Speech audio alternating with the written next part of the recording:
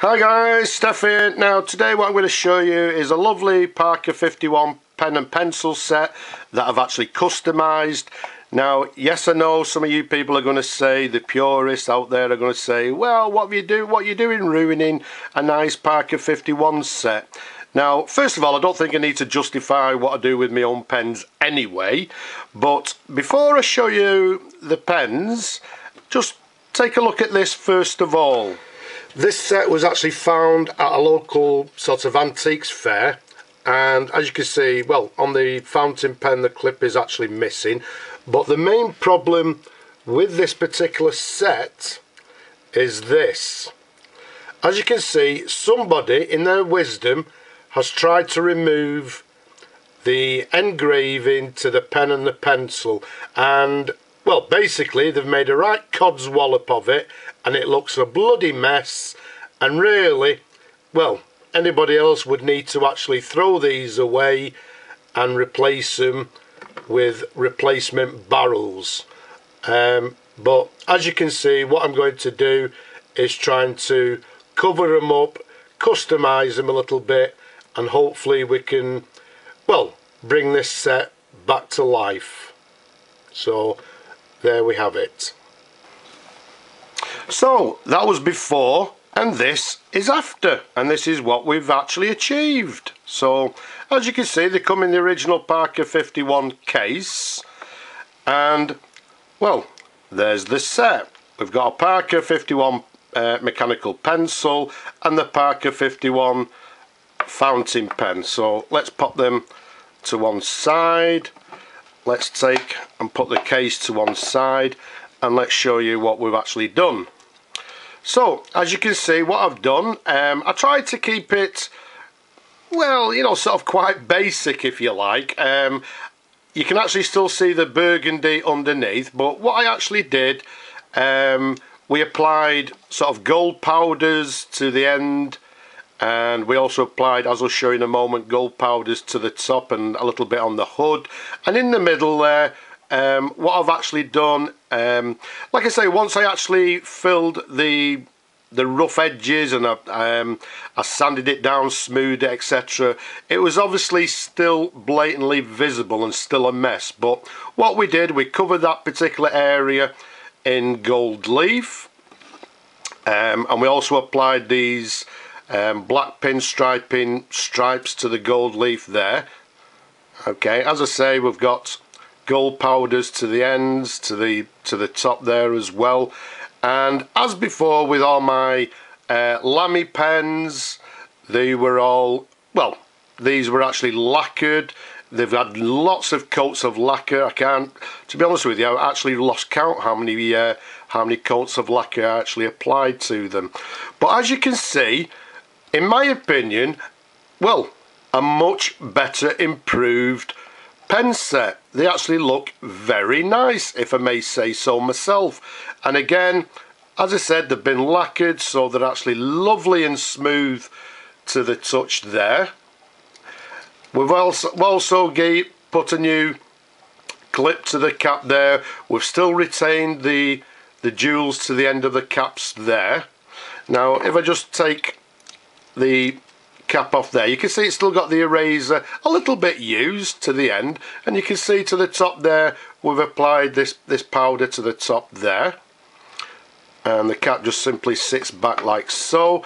And on the fountain pen, if I actually take a little bit on the stiff side, I think it's the lacquer that I've actually applied to it, but that's what we've actually done, and I think it looks absolutely lovely. Let's give it a twirl. Let's show you the nib to the top there. As all pens, this particular pen has been, well, it's been fully restored inside and serviced. All the collector, the feed, the nib, they've all been cleaned inside. The sack has been cleaned, and again, in my opinion, a vast improvement on what they actually look like. And again, they actually look stunning in my opinion.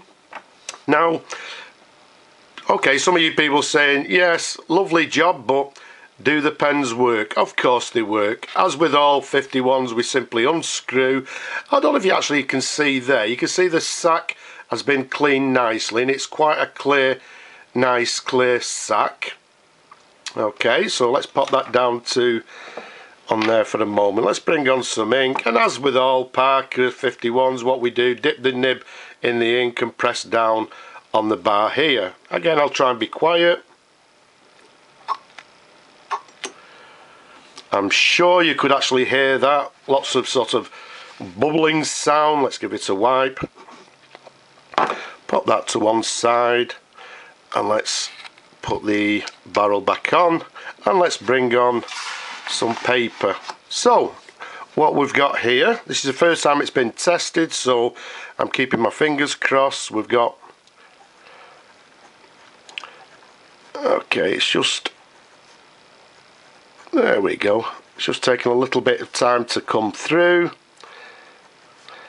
and the nib may need adjusting slightly for ink flow, but there we go, it's coming through lovely. So we've got a Parker 51.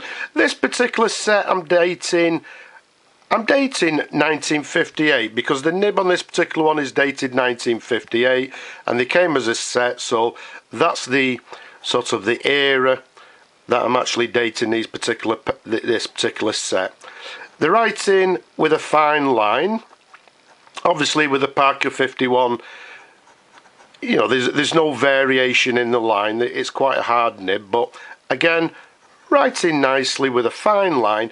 I think what I'll need to do is just slightly adjust the ink flow on it. It's just writing a little bit on the dry side, but as you can see, that's actually working. Now, if I pop the pen down